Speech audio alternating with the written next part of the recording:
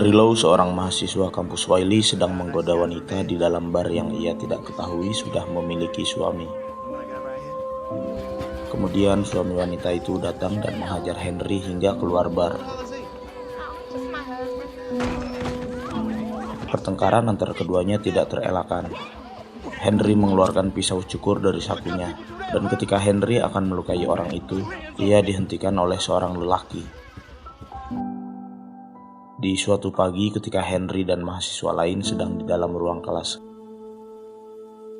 datanglah seorang profesor yang dimana profesor itu adalah orang yang menghentikan Henry dari perkelahian. Mr. Tolson pun mengajar di kampus itu. Ketika Mr. Tolson memberikan pertanyaan kepada para mahasiswa, dari bangku belakang Henry menjawab dengan santai. Begitu Tolson melihat Henry, ia memintanya untuk menemuinya setelah kelas berakhir. Henry pun menemui Mr. Tolson. What's a professor doing in the middle of the night, dressed like a cotton chopper? What is a student doing in the middle of the night, throwing his life away? Mr. Tolson menyuruh Henry untuk datang ke rumahnya untuk mengikuti seleksi tim debat. I want you to come by my house tonight, 7:30, corner of Junior campus. Why'd I do that? Holding tryouts for the debate team. You sure you want somebody like me? No. That's why you're trying out. 7:30, Junior campus. Di rumah Mr. Tolson, mahasiswa yang mengikuti seleksi ada sebanyak 45 orang.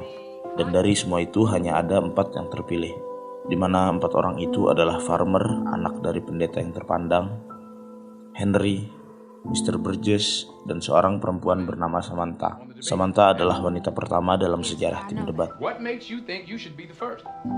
Because I am just as qualified as anybody else here. My gender has nothing. Setiap harinya, Mr. Tolson mengajarkan mereka dengan giat. In opposite direction, set him on fire and beat both horses until they tear him apart. In front of the male, female, and nigger infants. The judge is God. Why is he God?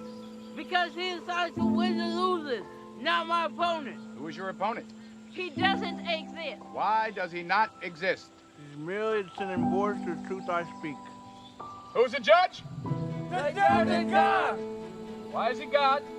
Because he decides who wins and loses, not my opponent. Who's your opponent? He doesn't exist. Why doesn't he exist? Because he is merely a dissenting voice to the truth I speak. Suatu malam, Mr. Tolson mengadakan pertemuan rahasia bersama para petani. Diketahui Mr. Tolson adalah ketua dari perkumpulan itu, di mana perkumpulan itu dicap sebagai orang pemberontak. Di tengah pertemuan itu, polisi datang dan dengan tanpa sebab menyerang perkumpulan para petani itu.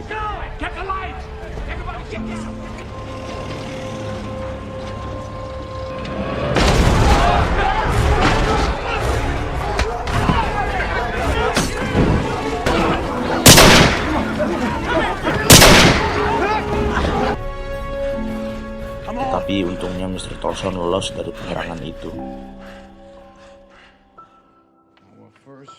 Merasa timnya sudah cukup mahir, Tolson memberikan timnya waktu 1 minggu untuk bersiap mengikuti kompetisi debat dengan kampus Paul Quinn. Karena tim debat hanya berisikan 2 anggota utama, maka yang maju ke podium adalah Henry dan Burgess. That's right, Mr. Burgess.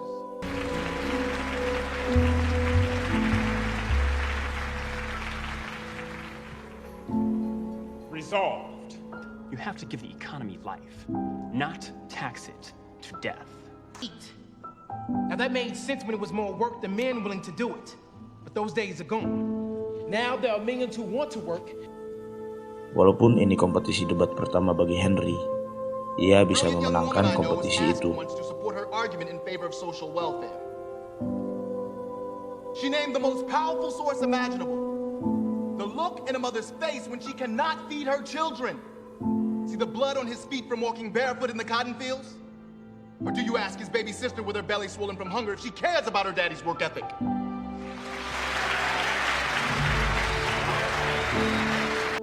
Tidak hanya sekali, tim mereka memenangkan semua kompetisi melawan kampus negro lainnya dan mendapatkan predikat tim debat yang belum terkalahkan.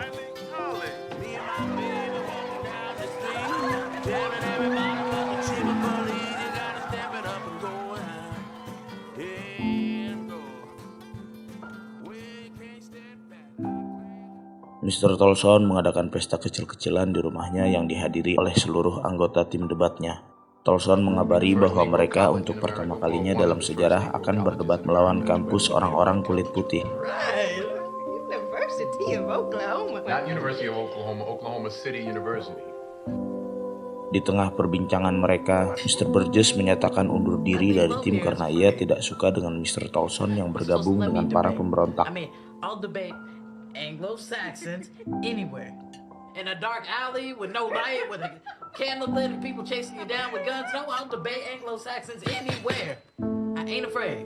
I am. Mr. Tolson, when I came here today, I saw the sheriff outside watching your house.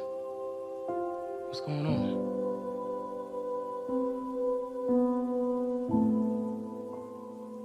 My dad just called the dean last week and asked, what is a communist doing teaching at a good Methodist college? My politics are my business, Mr. Burgess, and I promise you that they will not endanger the team. But sir, it is being endangered.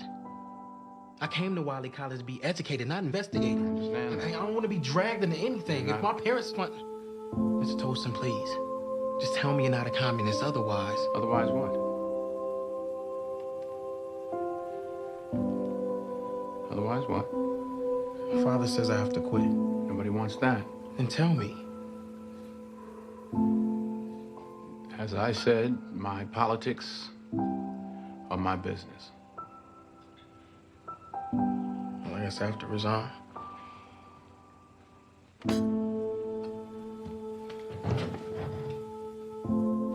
Good luck in Oklahoma, y'all.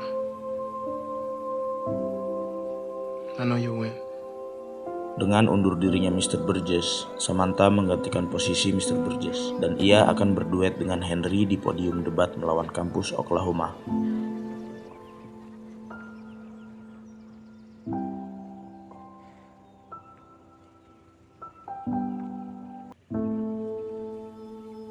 Resolved. Negroes should be admitted. I can't hear you. My partner and I will prove that blocking a Negro's admission to a state university is not only wrong, it is absurd. It is impossible for a Negro to receive a proper education at a white college. It would be impossible for a Negro to be happy at a Southern white college today. To walk in the same classroom. Well, would you kindly tell me when is that day gonna come? Is it gonna come tomorrow? Is it gonna come next week? In 100 years? Never? No, the time for justice, the time for freedom, and the time for equality is always right Walaupun now. sempat gugup, Samantha dan Henry bisa mengalahkan kampus Oklahoma.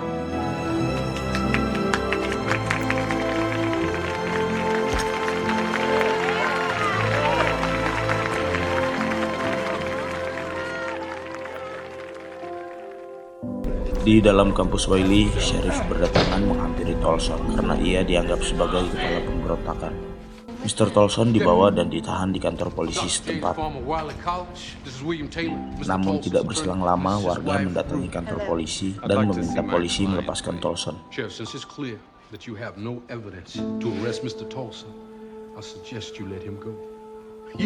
Karena polisi tidak mempunyai bukti yang kuat bahwa Tolson adalah ketua pemberontakan, ia melepaskan Tolson.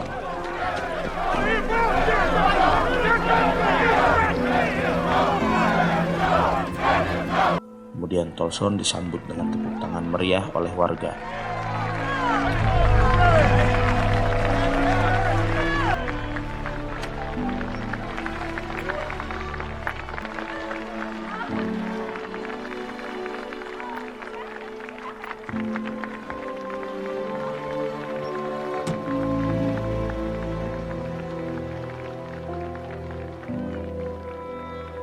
Karena Tolson telah masuk ke dalam daftar hitam pemberontak, kampus kulit putih yang akan melawan tim debat mereka tidak lagi bersedia melawan mereka. Dan dekan kampus pun memerintahkan Tolson untuk keluar dari perkumpulan para petani dan mengancam akan memberhentikan karirnya sebagai profesor di kampus Wiley.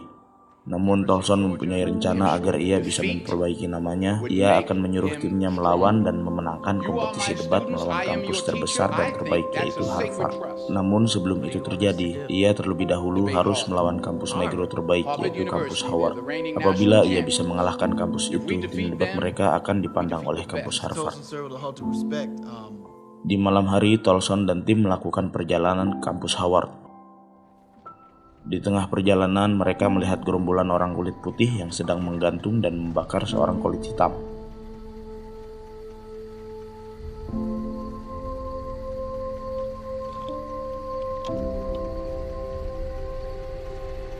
Ketika orang klan itu melihat mereka, orang-orang itu dengan beringas menembaki mobil Tolson. Dengan rasa takut, Tolson dan tim memutar balik mencari jalan lain.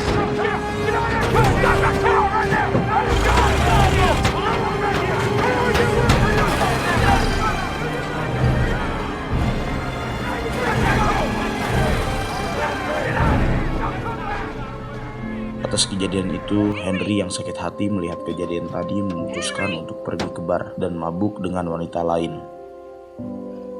Ketika pulang dari bar, Samantha memergoki Henry dengan wanita lain dan membuatnya tambah sakit hati dan pergi meninggalkan tim debatnya. Karena kepergian Samantha, Farmer lah yang maju berduet bersama Henry melawan kampus Howard. Karena masih teringat dengan kejadian tadi malam, performa mereka tidak baik. Untuk pertama kalinya, tim debat Wiley kalah. Sepulangnya dari kampus Howard, Tolson yang baru turun dari mobil dihampiri oleh istrinya, dan istrinya memberikan surat balasan dari kampus Harvard. Tanpa sepengetahuan Tolson, Henry telah mengirim surat kepada Harvard tentang tim mereka yang tak terkalahkan. Dalam isi surat Harvard mengundang kampus Wiley untuk berdebat dengan kampusnya di Harvard Cambridge dan disiarkan langsung di stasiun radio.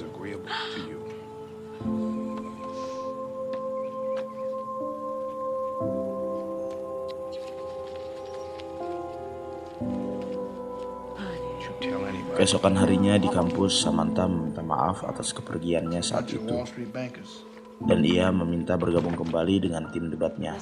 Tolson pun menerimanya dengan baik. Ketika hari keberangkatan, mereka semua pergi dengan kereta. Namun karena Tolson masuk dalam daftar hitam, dia tidak diperkenankan untuk berpergian keluar kota.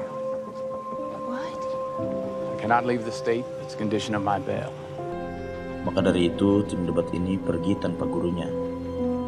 Setibanya di stasiun, mereka disambut oleh mahasiswa Harvard yang akan mengantarnya dan mengajaknya berkeliling kampus Harvard. Mr. Lowe? James Farmer Jr. Mr. Farmer? Samantha Book. Of course, this book. But we should be going. My car's out front. Hello, Harvard!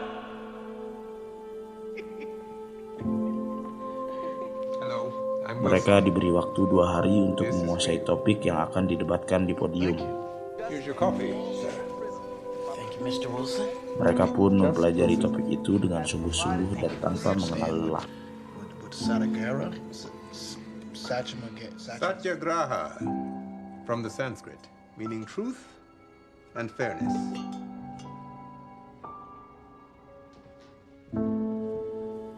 Karena Henry merasa tidak enak dengan tim atas kejadian malam lalu, ia memberikan posisinya kepada Farmer. Tolson made me captain. He said you were ready. Yeah, but you saw me at Howard. I was horrible. That's right. You did terrible, didn't you? Stunk up the whole joint, right? So you should just quit, right? You should just give up. No.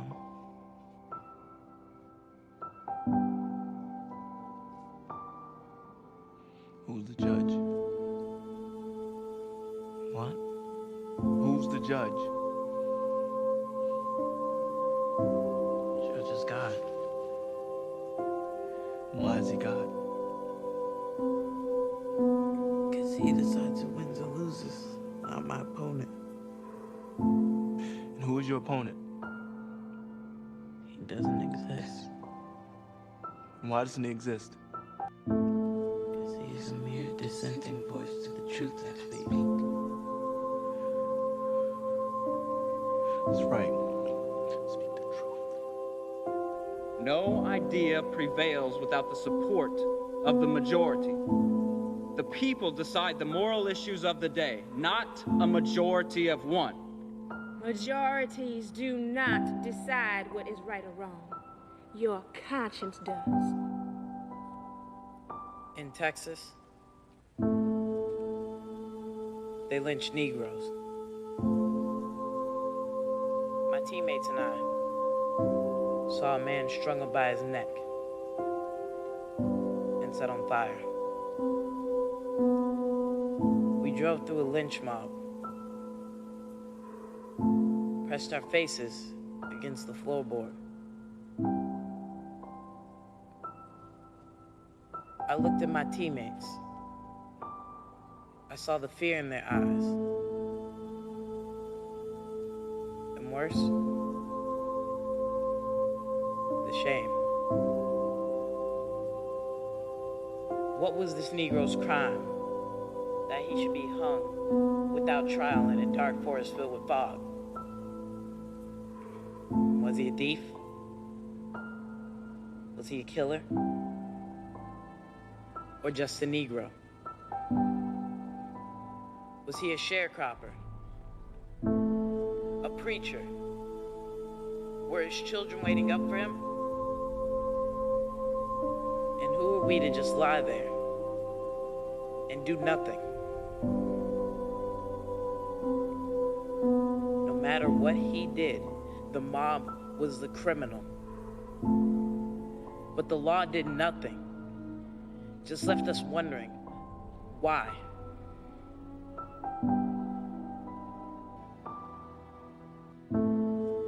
St. Augustine said, an unjust law is no law at all.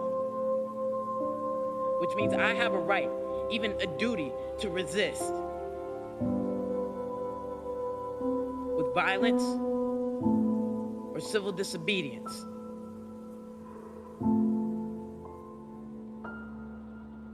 You should pray I choose the latter.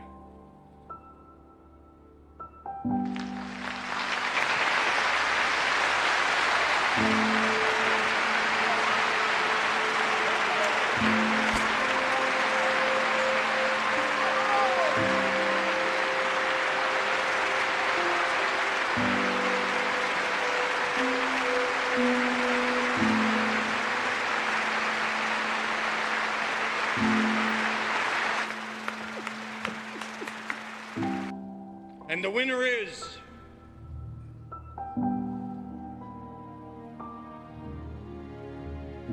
Debat dari Harvard dan kampus Wiley menjadi kampus yang tak terkalahkan selama 10 tahun.